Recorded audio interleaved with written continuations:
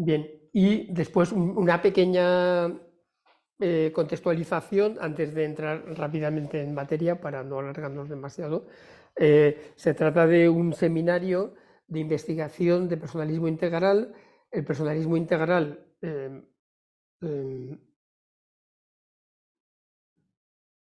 el personalismo integral es la filosofía que yo estoy desarrollando siguiendo sobre todo las pautas de Caro Wojtyla, porque me parece que es una filosofía que tiene mucha potencialidad y que se había desarrollado poco. Entonces, dentro del ámbito del personalismo, pues se ha producido esta nueva corriente y me parecía interesante pues el presentar esos resultados en un seminario de investigación para todos aquellos que quisieran participar.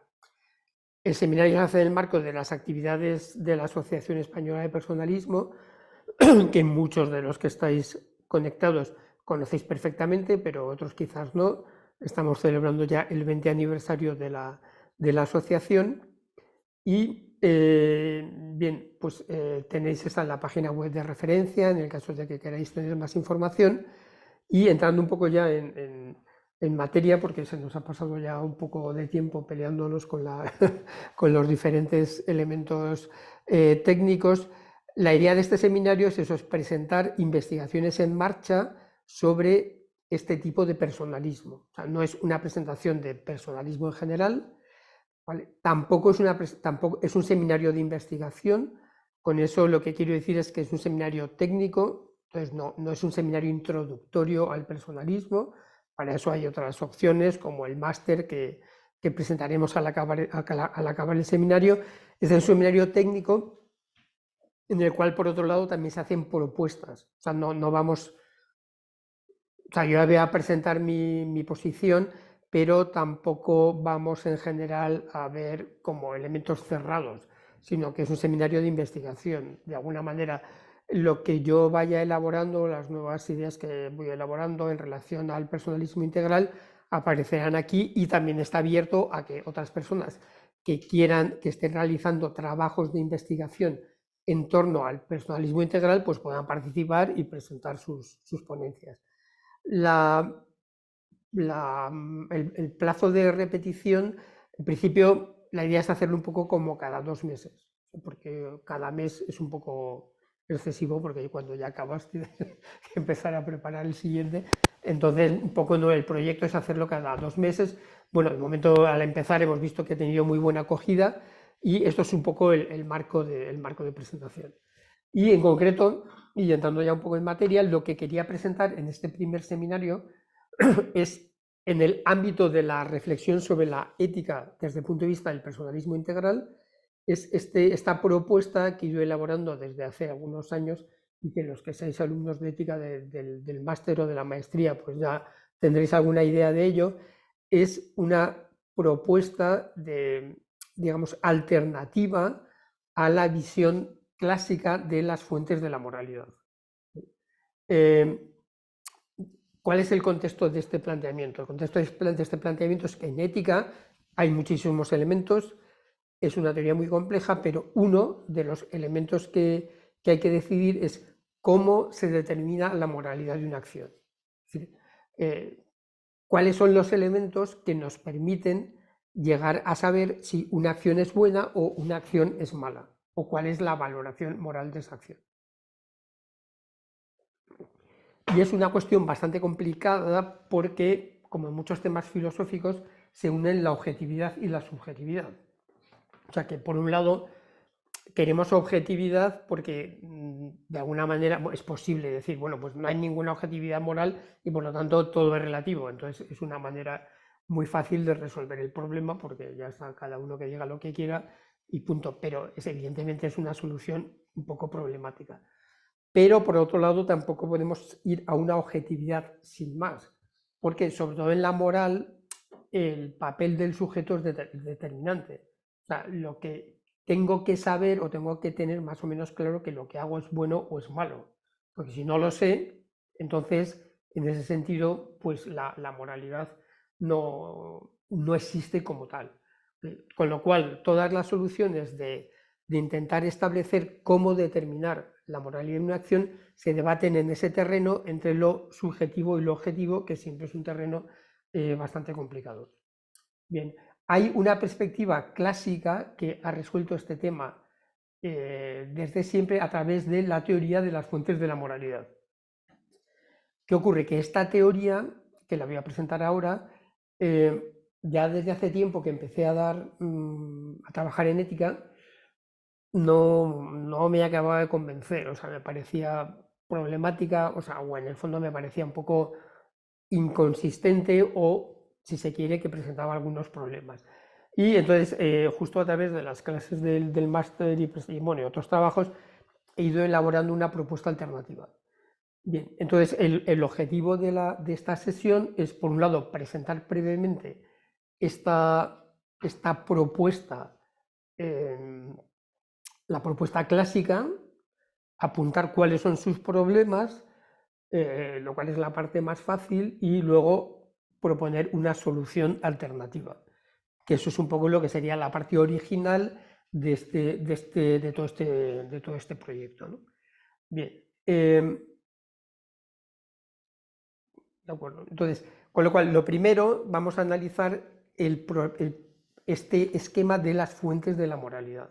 El nombre es muy bonito, me hubiera gustado quedarme con él, pero no puedo porque ya está tomado, entonces he tenido que buscar otro para mi propuesta que es más feo, pero por ahora no he encontrado otro más bonito, ¿no? Bueno, entonces, bien, el análisis de las fuentes de la moralidad lo voy a hacer recurriendo al Catecismo de la Iglesia Católica, con lo cual aquí un poco pido disculpas a las instituciones eclesiásticas porque lo voy a criticar. Entonces, simplemente para contextualizar un poco la crítica, no tengo nada en particular contra el catecismo de la Iglesia Católica, siendo como soy católico o intentando serlo, pero esta formulación concreta, o sea, en realidad lo que hace el catecismo es como resumir lo que dice la teología estándar al respecto. Entonces, no ha aportado novedades en este terreno, ha resumido las ideas centrales de la teología, y lo que ocurre es que las ha resumido bastante bien. Entonces, para una exposición así rápida, porque esto va a ser un poco todo rápido, creo que viene bien, ¿no? Entonces, de alguna manera no es una crítica tanto a la explicación de fondo de cómo se evalúa la moral, o sea, de los criterios de fondo de comprensión de la moral, sino que es más bien al modo concreto de formalizarlo, y ya espero un poco que se vaya viendo el porqué, ¿no? Bien. Bueno, las fuentes clásicas de la moralidad son tres: el fin, el objeto y las circunstancias. Y entonces lo que se dice es que la idea es que se determina la moralidad de una acción de acuerdo con lo que elegimos, que sería el objeto, con qué intención lo haremos, que sería el fin, y las circunstancias, que son, bueno, pues lo que hay alrededor, ¿no?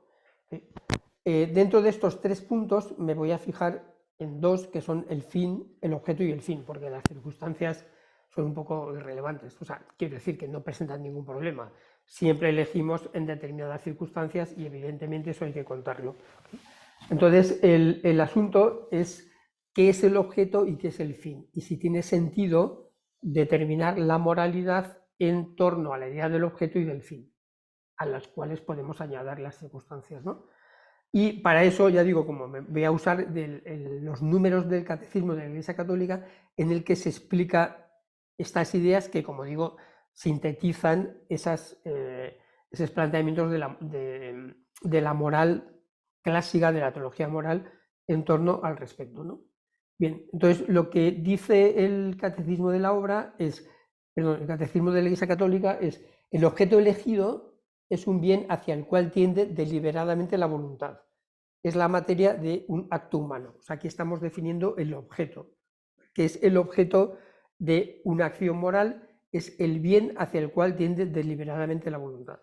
Frente al objeto, segundo punto, tenemos la intención, que se sitúa del lado del sujeto. ¿Sabes? Aquí tenemos la relación objeto-sujeto, porque ese es el problema. El problema es que hay que tener los dos en cuenta y la cosa es complicada. Bien, entonces, la intención, que se sitúa del lado del sujeto, por estar ligada a la fuente voluntaria de la acción y por determinarla en razón del fin, es un elemento esencial en la calificación moral de la acción. El fin es el término primero de la intención y designa el objetivo buscado en la acción. Apunta al bien esperado de la acción emprendida. Bueno, aquí ya vemos que así como que la definición del objeto era clara, la definición del fin o intención es bastante confusa, porque aquí si vemos que hay definición de voluntariedad, de fin, de objetivo, bien esperado, etcétera, o sea, como que hay muchísimos elementos. ¿Sí? Entonces, ¿cuáles son los problemas que podemos encontrar en esta definición? Que como digo, es una definición estándar. Si vamos a los autores de teología moral, esto es teología, pero es pura filosofía, claro, porque aquí no hay ningún elemento religioso ni revelado, o sea, es la pura análisis del acto moral. O sea, por eso es por lo que lo estoy usando, si no, no lo usaría porque estaríamos en términos teológicos y aquí esto es un análisis filosófico. ¿Vale? Entonces, ¿qué problemas hay? Pues primero que la voluntad, que la tenéis aquí en negrita, aparece en el objeto y en el fin. Con lo cual, si queremos separar objetividad de subjetividad, ya la cosa no está tan clara. O sea, porque el objeto dice que es un acto hacia el cual tiende deliberadamente la voluntad. Mientras que por un lado se dice que la intención está ligada a la fuente voluntaria. Con lo cual resulta que ya tenemos la voluntad tanto en el objeto como en el fin. Con lo cual no estamos distinguiendo claramente el uno del otro, ¿no? En el número relativo al fin aparecen los siguientes términos: fin, objetivo, intención, sin que tampoco esté muy claro su significado. Esto probablemente tampoco sería un problema del catecismo, que tampoco tiene por qué ser una obra de filosofía, ¿no? O sea, esto sería un problema secundario, ¿no? Y el otro de los grandes problemas es que la intención parece ser en ocasiones un fin posterior a la acción. ¿Sí? Porque dice aquí, la intención apunta al bien esperado de la acción emprendida. Entonces, el bien esperado parece que no es exactamente lo que queremos conseguir en esa acción concreta. Bien. Entonces, desde este planteamiento parece que la intención podría modificar la moralidad de un acto. O sea, el objeto es dar dinero, ¿vale? Y según la intención se modificaría la moralidad. O sea, objeto, dar dinero, que es puramente objetivo. Intención, para ayudar a un pobre, entonces sería una acción buena, ¿vale? Pero si fuese para quedar bien, entonces sería una acción mala o no buena. Pero claro, entonces, ¿qué ocurre? Que desde este punto de vista, la moralidad de la acción quedaría definida por la intención, no por el objeto.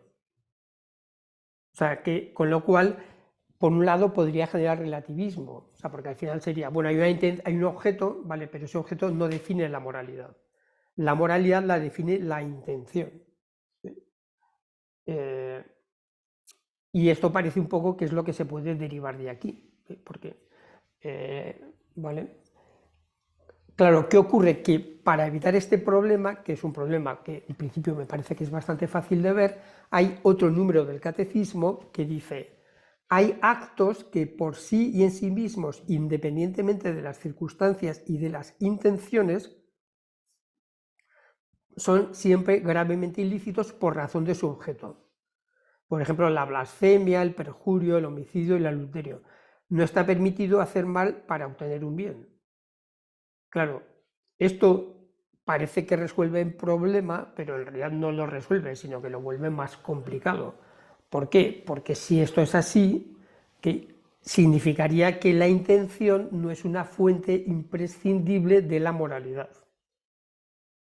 O sea, si hay actos que son objetivamente o buenos o malos independientemente de las intenciones, como se dice aquí literalmente, entonces la intención no es una fuente esencial de la moralidad, lo sería solo el objeto. Pero si no solamente el objeto, ¿para qué hablamos de la intención? Entonces, vale. Claro, este último término, o sea, que aquí digamos que ya tenemos unos cuantos problemas, ¿no? Y luego, claro, este último término podría resolverse, que a veces es el sentido que se da la intención, si advertimos o si se advierte que el término intención se usa en dos sentidos diferentes. Primero, lo que busco directamente en la acción, ¿vale? Y lo que puedo intentar conseguir en un segundo momento con la realización de esa acción. Pero claro, entonces aquí, o sea, tendríamos que, para resolverlo diríamos, no, la intención no es lo que quiero ahora, sino es lo que quiero en un segundo momento con esta acción. Pero bueno, entonces aquí volvemos a lo mismo, entonces, ¿qué papel juega la intención en la determinación de la acción que realizo ahora? Bueno, esto es un poco así presentado, ya digo que esto un poco probablemente habría que ir con más calma, pero como esta síntesis del catecismo era especialmente buena, pues entonces por eso lo he usado. Ahí todo este análisis se puede realizar de manera mucho más potente y desarrollada, pero yo creo que el núcleo de los problemas está ahí, ¿no? También, por ejemplo, hay otros problemas como la teoría de la acción que está detrás. Aquí, por ejemplo, se dice el objeto elegido es un bien hacia el cual tiende deliberadamente la voluntad. Pero después se dice es la materia de un acto humano. ¿Qué quiere decir esto? La materia de un acto humano, ¿qué sería, no? O sea, hay toda una serie de problemas complejos, pero en realidad el problema más complicado de todos es que no se llega a saber muy bien qué es el objeto y qué es el fin. O sea, no hay manera de definirlos de manera clara, porque si definimos algo como completamente objetivo, pues entonces nos quedamos sin la intención, entonces no hay intención y si no hay intención no hay moralidad. Y si decimos algo solamente por la intención, entonces perdemos la objetividad. Entonces decimos que no, pero hay cosas que son objetivas independientemente de la intención, total, que da la impresión de que estamos claramente en un círculo vicioso, ¿no? Esto sería un poco como el núcleo de los problemas, ya dicho, explicados así de manera muy rápida, pero que de alguna manera muestran esa problemática que hay allí incluida y que en el fondo, yo creo que la raíz de fondo de todo este problema es que no se puede separar el objeto de la intención. O sea, en realidad es que el asunto está mal planteado de primeras, ¿no? ¿Por qué? Porque no hay objeto moral no intencional. O sea, todo objeto moral tiene que tener una intención detrás, porque si no, no es moral. Entonces, no es posible de separar el objeto de la intención. Y si se intenta separar el objeto de la intención, se llega a círculos viciosos. Entonces, ese yo creo que es el gran problema de esta propuesta y que, pues me parece que por eso a veces esto es como muy complicado resolverlo, hay que accederlo, etc. Bueno, ya digo que esto es una propuesta que lanzo, debo reconocer que es un poco, puede ser atrevido, entonces, digamos, atacar directamente la teoría de las fuentes de la moralidad. Debo reconocer también que no soy el único que ha visto estos problemas, porque normalmente cuando hay problemas no solamente los advierte uno, sino que los advierte más gente, ¿no? Entonces, en realidad estos problemas han sido advertidos por otros filósofos morales, por ejemplo, Rodríguez Luño lo plantea en algunos términos, Aurelio, creo que es González, Fernández lo plantea en otros temas. O sea, estos problemas que yo acabo de presentar aquí de manera rápida no son problemas que vea solo yo. O sea, yo creo que son problemas que son más o menos claros, ¿no? Bien, entonces, una vez hecha la parte de instruments, como dirían los clásicos, entonces queda un poco más la parte más difícil, que sería la parte constructiva, ¿no? Bien, y entonces a esto, como ya he dicho, le he llamado los determinantes de la moralidad, un poco para diferenciar esta propuesta de la propuesta clásica. Ya digo que me gusta más lo de las fuentes de la moralidad, queda más bonito, pero como está tomado, pues entonces este por ahora es el que estamos planteando, ¿no? Entonces, ¿qué es? Es una propuesta alternativa, que es una propuesta que se puede valorar o no, estar de acuerdo con, o sea, es una propuesta dentro del marco de lo que sería la ética del personalismo integral, es decir, una ética basada desde la antropología de la acción de Caro Wojtyla, algunas de sus teorías éticas y desarrollos personales. Por ejemplo, todo esto, nada de esto está en Wojtyla, ¿no? Quiero decir que para bien o para mal, en ese sentido, no es de Juan Pablo II ni del filósofo Caro Wojtyla, sino que sería un poco invención personal, ¿no? Bien, entonces, ¿en qué se basa? ¿Cuáles son los 4 elementos que deben servir o que podrían servir para generar una propuesta alternativa? Pues son estos 4. El primero sería el objetivo de la acción, ¿vale? Luego después distinguir entre acción y acto sucedido, y luego después ya se trataría de ver cómo explicamos las acciones conectadas y la necesidad de una descripción adecuada de la acción. O sea, estos son los 4 elementos que serían como los 4 determinantes de la moralidad que servirían o se propondrían como propuesta alternativa, ¿sí?, a esta propuesta a la teoría clásica de las fuentes de la moralidad. Bien. El objetivo de la acción, en realidad, lo único que hace es unir objeto e intención. Bueno, lo único o lo que hace, ¿no? O sea, el objetivo de la acción lo que hace es unir objeto e intención. ¿Por qué? Porque no se pueden separar. O sea, porque no hay es que la moralidad se refiere siempre a acciones, nunca se refiere a cosas. Las cosas no son morales. O sea, el dinero no es moral ni inmoral. O sea, lo que es inmoral es usar mal el dinero, robar, etc. Pero el punto fundamental es que la moralidad se refiere siempre a acciones. Las cosas en sí no tienen moralidad. O sea, porque la moralidad es personal. O sea, es algo que está asociado a la persona. Si no hay una persona por en medio, no hay moral. ¿Vale? Entonces, en su momento, hace algunos años, cuando empecé un poco con esta idea, le llamé objeto intencional, justamente con esta idea de unir los 2 elementos, pero después un poco, ahora cuando lo he estado, digamos, como trabajando, digo, bueno, en realidad parece que la palabra de objetivo, que es menos ortopédica, diríamos, que la de objeto intencional, serviría para resolver esto, ¿no? Porque es objeto, pero al ser objetivo, o sea, la palabra objetivo habla de un objeto, o sea, de que hay algo concreto que se busca, pero cuando hablamos de objetivo, siempre estamos pensando que es el objetivo de alguien, o sea, hay una persona detrás, no es como, o sea, el objetivo es algo que alguien se fija. Entonces me parece que esta palabra en español era, o sea, sería bastante para ese objetivo que pretendía, ¿no? Bien, y aquí tendríamos la definición, que en el fondo es muy sencilla. ¿Qué es un objetivo? Lo que la persona intenta o pretende realizar libre y conscientemente a través de una acción o al poner en marcha una acción. Esto sería el objetivo. O sea, ¿qué es el objetivo? Lo que queremos realizar o lo que pretendemos realizar al poner en marcha una acción. Esto significa, claro, que se trata de una acción libre, o sea, si no hay libertad no hay acciones. O sea, aquí uso la definición de acción de Caro Wojtyla, que es que acción y acción humana libre es lo mismo. O sea, cuando hablamos de acción, solamente es acción humana libre.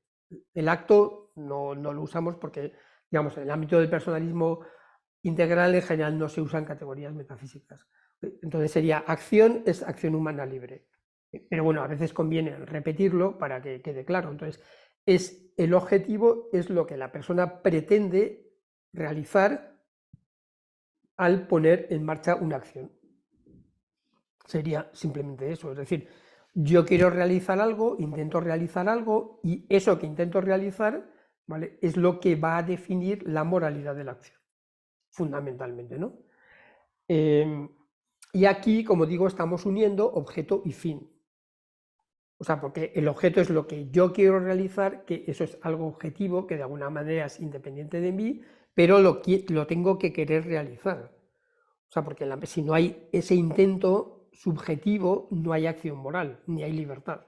Entonces, en realidad, de alguna manera, es un elemento que, claro, es muy fácil de determinar fenomenológicamente, si queremos hablar, o experiencialmente. O sea, porque así como el objeto o fin tengo que empezar a pensar lo que es y tengo que buscar definiciones filosóficas para que me aclaren qué es exactamente cada cosa, En el caso del objetivo, responde simplemente a como a la realidad experiencial o fenomenológica de las acciones. Bueno, y bueno, entonces, precisiones.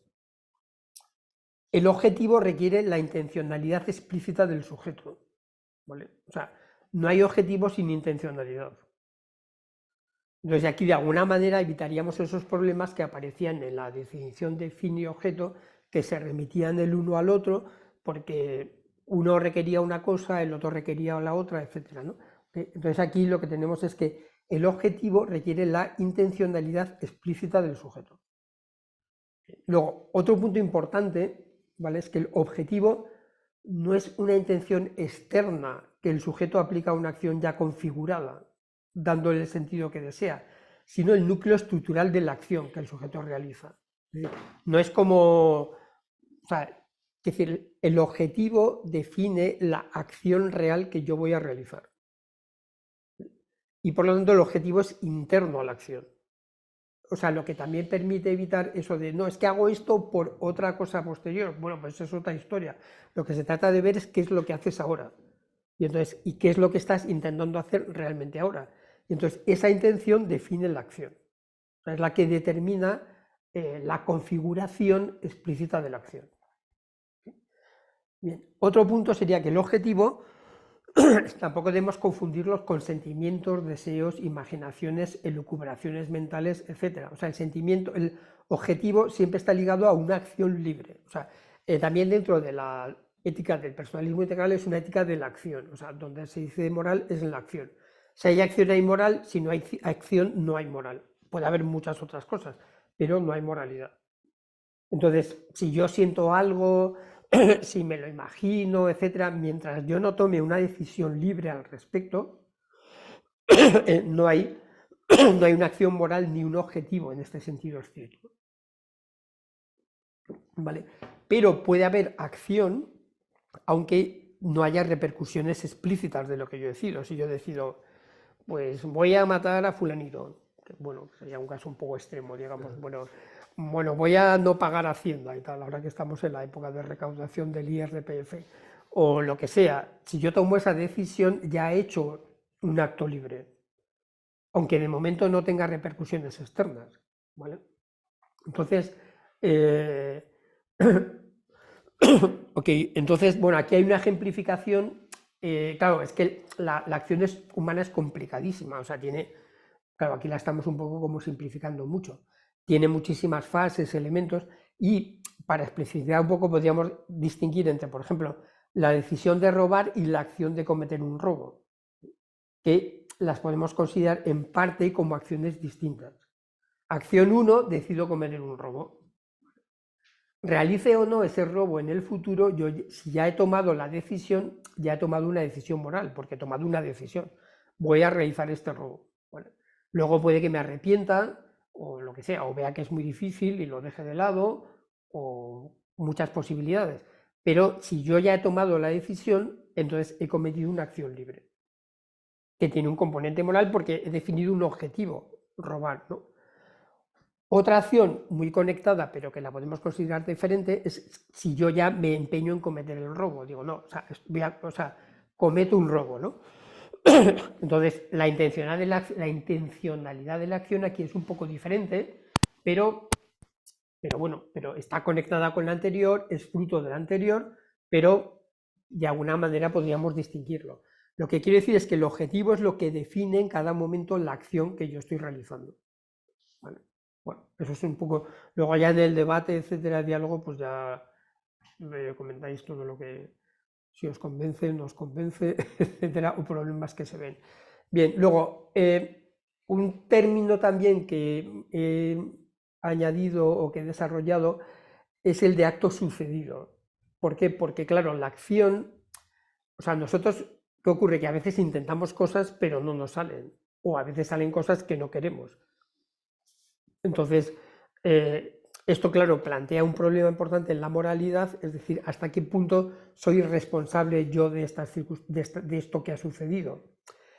Un modo de verlo es a través de la voluntariedad, o sea, qué es lo que tú realmente querías hacer o no, ¿vale? Pero pero también de algún modo, pues me parecía que era interesante como distinguir en términos de teoría de la acción entre la acción propiamente hablando y el algo que forma parte o es el resultado de un dinamismo humano, pero que no es propiamente una acción libre, ¿sí? Porque no es algo que yo haya querido hacer. O sea, las acciones libres es lo que yo quiero hacer, ¿vale? Entonces, aquí diríamos, ¿qué es acto sucedido? Pues a la situación que sucede o acontece cuando en la realización de una acción se introducen elementos no queridos por la persona, es decir, no buscados libremente ni con intencionalidad. O sea, yo puedo intentar, el ejemplo, bueno, no sé si, creo que después hay algunos ejemplos de estos, pero cuando se atropella a alguien yo qué sé, por casualidad, o por sin querer, o por irresponsabilidad de la otra persona, etcétera. Entonces aquí la distinción entre acción y acto sucedido, o sea, podría servir para decir, bueno, ¿de qué es responsable la persona? ¿Qué es lo que ella intentaba? Ella intentaba una acción determinada, ¿vale? Pero hay otra cosa que es el acto sucedido, lo que ha pasado de hecho. Entonces, bueno, esta digo que es como una propuesta que hago como para diferenciar los dos términos, que se puede un poco también intentar resolver simplemente mirando la voluntariedad, pero puede ser interesante ver esto porque, como digo aquí, en este planteamiento hacemos una definición estricta de la acción, lo cual pienso que resuelve bastantes problemas. O sea, acción es la acción consciente libre. Lo demás son otras cosas y la moralidad remite a esas acciones conscientes libres, ¿no?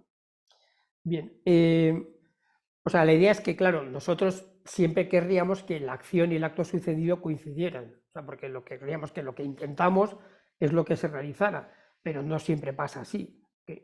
Que por ejemplo, pues el ladrón que intenta robar, pero no lo consigue, bueno, pues entonces no lo ha conseguido. Pero claro, eso no dice, no, pues no quita la moralidad a la acción, porque la moralidad se define por el objetivo, no por el acto sucedido. Si al tipo le han pillado, o ha calculado mal, o ha parecido un guardia de seguridad que no estaba previsto, o se le ha roto algún instrumento mientras intentaba robar, todo eso es acto sucedido, pero no es acción propiamente hablando, ¿no? Aunque forme parte del dinamismo del sujeto. Entonces, puesto que el acto sucedido no implica la libertad, no genera moralidad. Entonces, este sería como el segundo elemento. Entonces, cuando queramos juzgar la moralidad de una acción o de una determinada situación, primero tenemos que fijarnos en el objetivo, ¿sí? Y luego quizás hay que distinguir entre el objetivo real y el acto sucedido, porque el acto sucedido, pues digamos que no tendría esos elementos morales.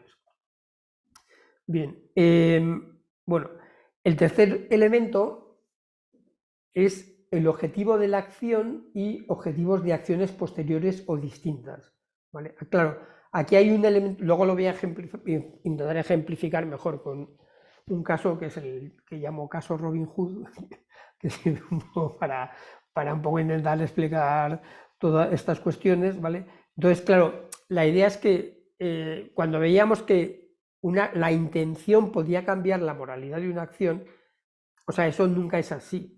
O sea, porque si no entraríamos en este grave problema de que el fin justifica los medios. Si la intención cambia la moralidad de una acción, entonces el fin justifica los medios. Y dependiendo de los motivos por los que yo haga algo, pues va a ser bueno o va a ser malo. Entonces, eso claramente va contra cualquier estructura ética. O sea, porque entonces entraríamos en un puro relativismo, instrumentalismo, de, bueno, pues claro, yo que sé, que a veces se entra en diferentes contextos, ¿no? Pues, por ejemplo, contextos terroristas, ¿no? Pues yo pongo una bomba en un mercado, pero como es por un fin bueno, pues la cosa es buena, ¿no? Entonces, con lo cual, aquí, bueno, el asunto es que hay que distinguir con precisión entre la acción que se realiza aquí y ahora y otros objetivos o intenciones posteriores. Entonces sería un poco como el medio de intentar salir de esta situación. ¿Cómo determino la moralidad de esta acción? Por lo que yo estoy realizando ahora. O sea, por el objetivo que estoy intentando ahora, no por lo que después haré, sino qué es lo que estoy intentando hacer, qué es lo que estoy haciendo ahora. no es tan sencillo porque de alguna manera, claro, lo que estoy haciendo ahora tiene cierta conexión con lo que voy a hacer después, pero de hecho la cuestión es lo que estoy haciendo ahora. Si yo estoy poniendo una bomba en un mercado, eso es lo que estoy haciendo. Pues no, es que esto es por la gloria de Dios y tal. Bueno, vale, pero ¿qué estás haciendo? Lo que estás haciendo es esto, o sea, es poner una bomba en un mercado y esa es la acción que hay que juzgar. Entonces aquí el modo de distinguir, o sea, el modo de superar eso sería que cada acción tiene su objetivo e intención. Entonces no podemos juzgar una acción por otros objetivos posteriores, porque eso simplemente lleva al relativismo ético y a la idea del fin justifica los medios, ¿no? ¿Vale? Bien, después, yendo al cuarto, como veis, vamos yendo rápidos, y luego otro punto que resulta fundamental es describir adecuadamente la acción.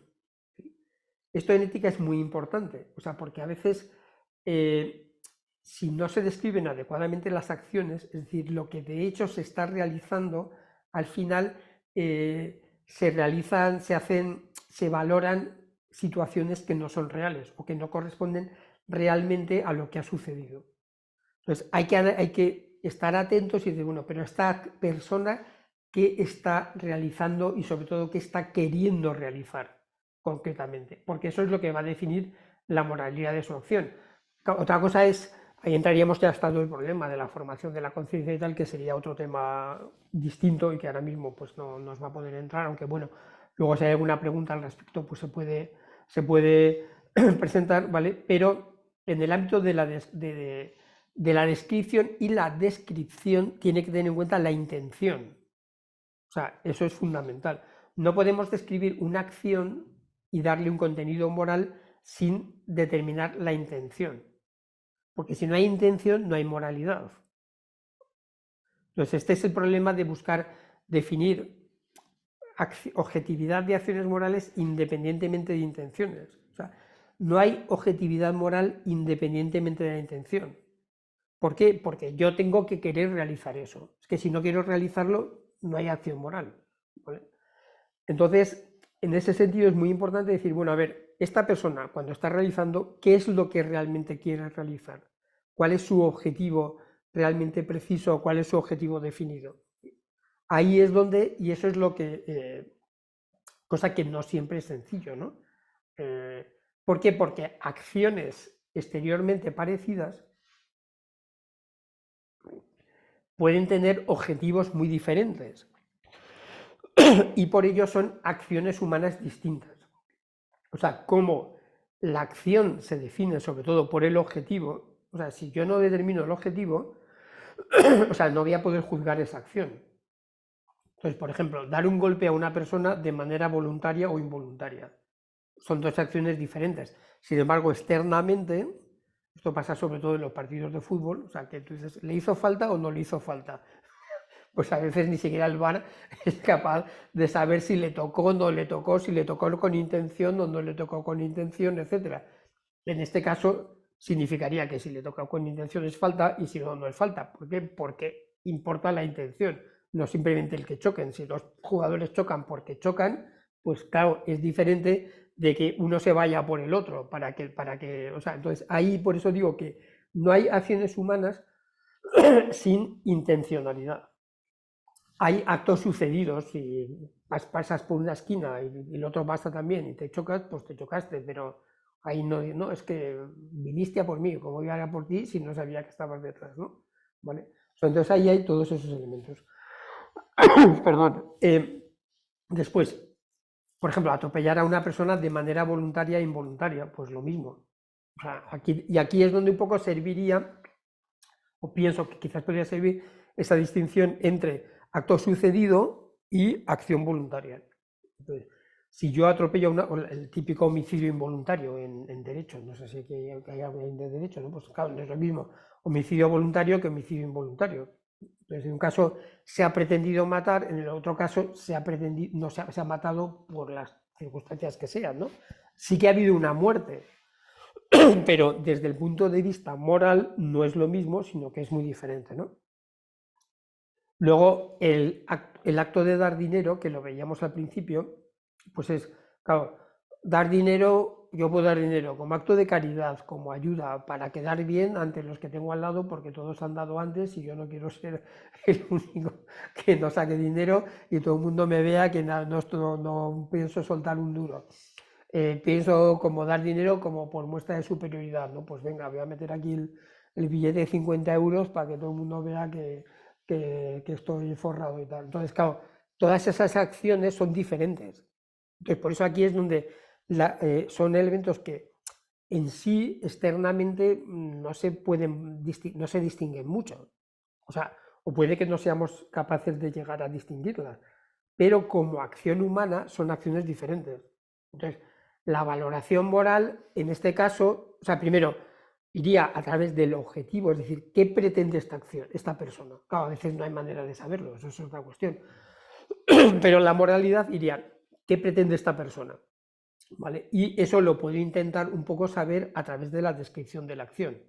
Porque aunque siempre sean acciones involuntarias, perdón, aunque sean el objetivo es interno, siempre tiene repercusiones externas. Claro, si uno da un billete de 50 euros para marcar territorio, digamos, pues va a hacer que la gente lo vea, no lo va a meter ahí dobladillo para que nadie vea sino que se sacará el tal y pum, y lo pondrá, ¿no? Porque al final hay una unidad dentro de la persona, entonces eso va a tener como repercusiones diferentes, ¿no? Bien, pero bueno. Entonces, bueno, y ya, perdón, para acabar, parece que siempre tengo un problema con la... no, tengo agua y caramelo, tengo de todo. Ya estoy preparado, pero...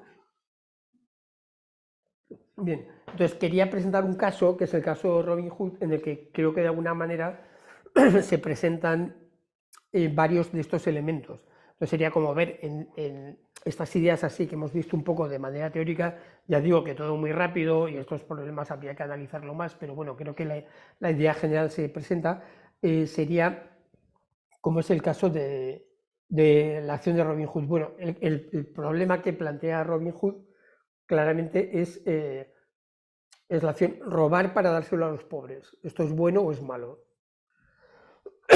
Pues, claro, todo el mundo ahí se inventamos un poco en, hombre, pero robar es malo, claro, pero hombre, si es para dárselo a los pobres y tal, pues ya no es tan malo, ¿no? Aparte Robin Hood es simpático, ¿no? O sea, entonces cae bien, luego para las chicas y tal es guapo normalmente, entonces todo eso facilita mirarlo de una manera como más cariñosa y tal, ¿no? Hombre, tampoco va a ser tan malo, ¿no? Esto de... okay.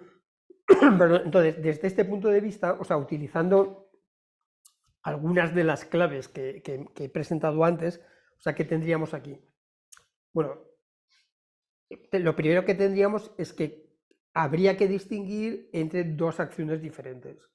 O sea, lo que hace Robin Hood en una acción y lo que después puede hacer. Pues también puede Robin Hood que no sea tan bueno, luego robe de la mitad a los pobres, ¿no? O sea, el 100% necesariamente, puede dar el 50, el 30, depende del día, ¿no? También tiene que dar dinero a la gente que trabaja con él y tal, etcétera, ¿no? O sea que, claro, no hay una conexión directa entre acciones, ¿no? Entonces, aquí, o sea, el asunto es que tendríamos, aplicando estos criterios, tendríamos el fin es el fin de la acción, no es un fin posterior. O sea, ¿cuál es el objetivo de la acción que realiza Robin Hood cuando roba? Pues es robar, o sea, es apropiarse de lo que no es suyo. Entonces, en ese sentido y desde esta perspectiva, sería una acción mala, porque el robar, pues no se debe robar, ¿no? Entonces, porque cada uno tiene lo suyo y por lo tanto robar no es adecuado, ¿sí? Y por lo tanto esa primera acción sería mala. Después, pero habría una segunda acción que sí sería buena, que sería el dar dinero a los pobres. Entonces tendríamos como esa situación, ¿no? Y aquí el objetivo de la acción segunda no modifica esencialmente el objetivo de la primera. Puede modificarlo secundariamente, si queremos, ¿no? De manera un poco secundaria, pero no modificar, porque te está apropiando de lo que no es suyo. Entonces, pues lo que no es tuyo, no es tuyo. No puedes decir, pues yo, por los motivos que sea, decido que es bueno quitarte lo que es tuyo, ¿no? Puedo decir, bueno, o sea, pues me parece bien, pero lo mío es mío y yo soy el que decido lo que hago con ello, ¿no? Por lo tanto, aunque fuera por un objetivo bueno, que quizás podríamos entender que modificaría un poco el contenido de la acción real, pero en sí lo que está haciendo es apropiarse de algo que no es suyo, ¿vale? Y por lo tanto la acción sería incorrecta. ¿Sí? ¿Qué pasa? Que esto, en general, todo el mundo dice, por aquí hay algo que falla y tal, ¿no? Porque, en fin, ya digo, Robin Hood es simpático, entonces así decir sin más que esto está mal. Claro, entonces aquí queda el segundo punto, es decir, ahora lo que hay que hacer, bueno, ese sería el criterio básico para acciones conectadas. Si en vez de Robin Hood ponemos un acto terrorista, probablemente es más fácil verlo. Si decimos, ponemos una bomba en el mercado por motivos religiosos, para reivindicar lo que sea, o para acto terrorista porque yo estoy en el contexto de una situación política de un país pequeño en el que nadie le hace caso y la única manera de llegar a los medios de comunicación es hacer algo como muy sangriento, porque si no nadie, pues bueno, entonces aquí entraríamos en ese tema. El fin no justifica los medios, o sea, tú no puedes hacer daño a gente inocente por otros motivos, ¿no?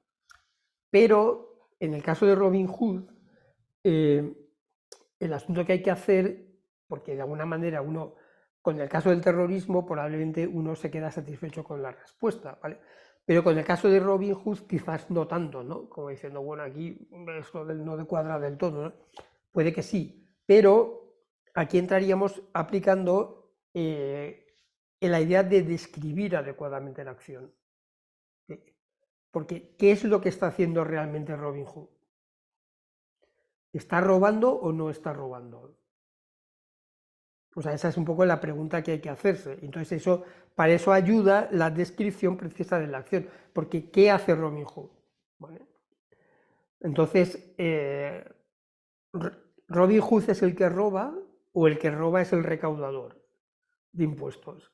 Y realmente lo que está haciendo Robin Hood es recuperar el dinero robado. O sea, en la historia de Robin Hood, que supongo que todos la sabéis, pero o sea, el asunto es que está el sheriff super malo del set de, creo que es ¿cómo se llama? Nottingham, entonces, que está también a las órdenes de Juan Sin Tierra, que también es un rey malvado, y entonces está recaudando de manera desproporcionada.